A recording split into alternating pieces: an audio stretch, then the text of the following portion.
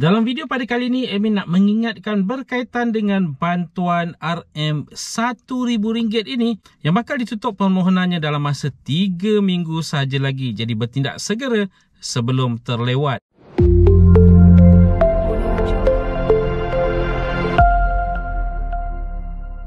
Assalamualaikum, salam sejahtera. Jumpa lagi di channel Hairwan AB. Okay guys, kepada mereka yang belum lagi subscribe ke channel ini, jangan lupa tekan pada butang subscribe, tekan juga pada butang loceng.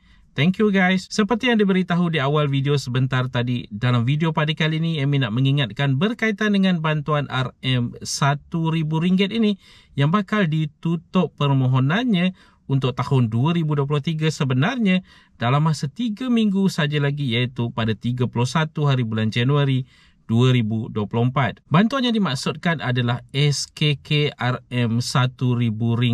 Mungkin ada pun yang dah mengetahui dan mungkin ada yang masih belum mengetahui, baru pertama kali mendengarnya. SKK adalah skim khairat kematian RM1,000 untuk penerima-penerima sumbangan tunai ramah 2023.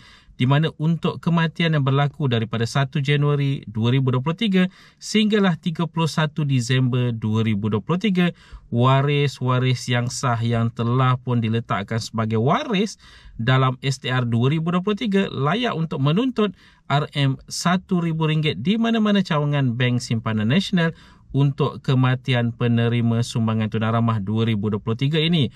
Harus diingatkan, penerima sumbangan tunai ramah 2023 yang layak untuk waris mereka menuntut RM1,000 ini adalah mereka yang telah pun diluluskan atas kategori isi rumah ataupun bujang warga emas 60 tahun dan ke atas. Untuk kategori isi rumah ini boleh berlaku kematian ke atas pasangan mahupun kepada pemohon sendiri. Sebagai contoh, suami dan isteri. Kalau katakanlah nama pemohon yang telah pun diluluskan atas nama suami, kematian berlaku terhadap isteri, suami sebenarnya layak ataupun waris sebenarnya layak untuk menuntut RM1,000 ini di mana-mana cawangan Bank Simpanan Nasional sebelum berakhirnya 31 Januari 2024. Begitu juga kalau katakanlah suami dan isteri, kalau katakanlah nama pemohon adalah suami dan kematian berlaku ke atas suami itu sendiri, isteri ataupun waris layak untuk menuntut RM1,000 ini. Cerita yang sama terguna pakai untuk mereka yang telah pun diluluskan atas kategori bujang warga emas 60 tahun dan ke atas. Kalau katakanlah berlaku kematian ke atas mereka ini, waris-waris yang telah pun diletakkan sebagai waris dalam sumbangan tunai ramah 2023 boleh pergi ke mana-mana cawangan Bank Simpanan Nasional untuk menuntut skim khairat kematian ini. Prosesnya sangat-sangat mudah sebenarnya. Perkara yang pertama sekali yang perlu anda pastikan adalah anda adalah waris yang telah pun diletakkan sebagai waris untuk sumbangan tunai ramah 2023.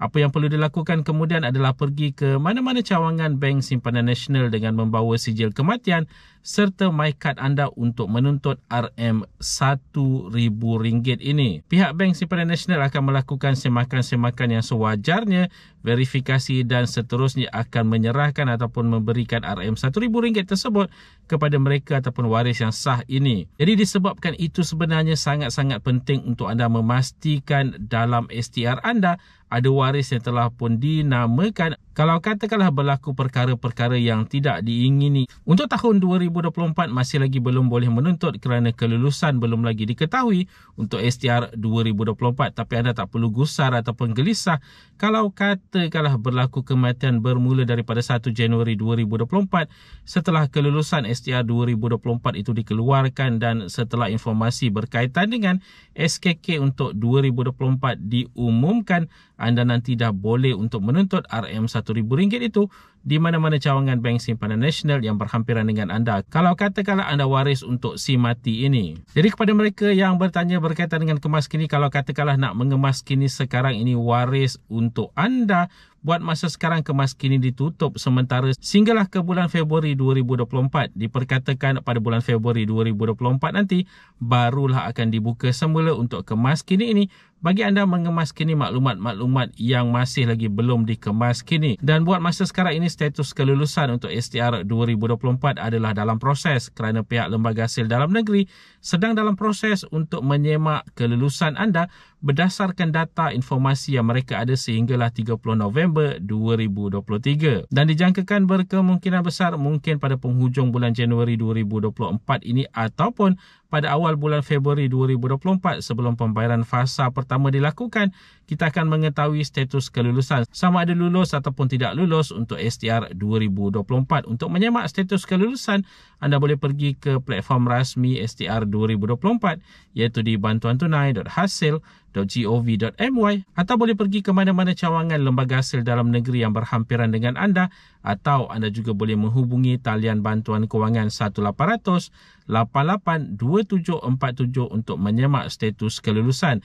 Dan bagi mereka yang masih lagi belum memohon, sebagai contoh mereka yang baru genap umur 21 tahun pada tahun 2024 ini, mereka dah boleh menghantar permohonan secara dalam talian. Cuma kalau baru sekarang untuk menghantar permohonan, anda akan dinilai seawal-awalnya untuk pembayaran fasa kedua yang bakal dilakukan pada bulan April 2024 nanti. Bermakna pada fasa pertama bulan Februari 2024 ini, anda tidak akan menerima apa-apa bayaran kalau baru hendak menghantar permohonan sekarang. Permohonan juga sebenarnya boleh dihantar secara manual di mana-mana cawangan lembaga hasil dalam negeri yang berhampiran dengan anda. Dan sebagai sedikit peringatan untuk padu ataupun pangkalan data utama, anda boleh mendaftar dan mengemas kini maklumat anda sehinggalah 31 Mac 2024.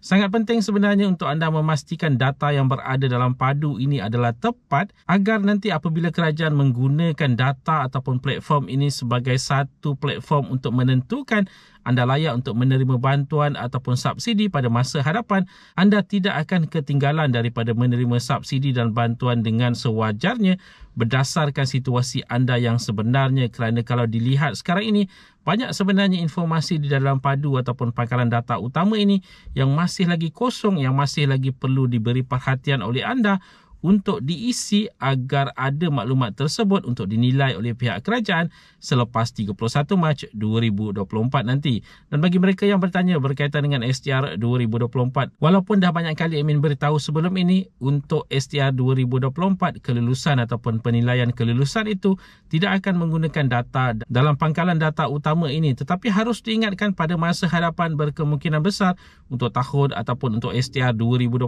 nanti, jika masih ada berkemungkinan besar kelulusan itu nanti akan diambil ataupun data itu nanti akan diambil daripada pangkalan data utama ini untuk menilai kelulusan bagi STR 2025 anda. Jadi guys, itu dia tadi sedikit sebanyak perkongsian di dalam video pada kali ini. Jika anda ada sebarang komen, sebarang pertanyaan, anda boleh tinggalkan di ruangan komen di bawah. Dan kepada mereka yang belum lagi subscribe ke channel ini, jangan lupa tekan pada butang subscribe, tekan juga pada butang loceng. InsyaAllah kita berjumpa lagi di video yang akan datang. Stay safe, stay healthy. Assalamualaikum.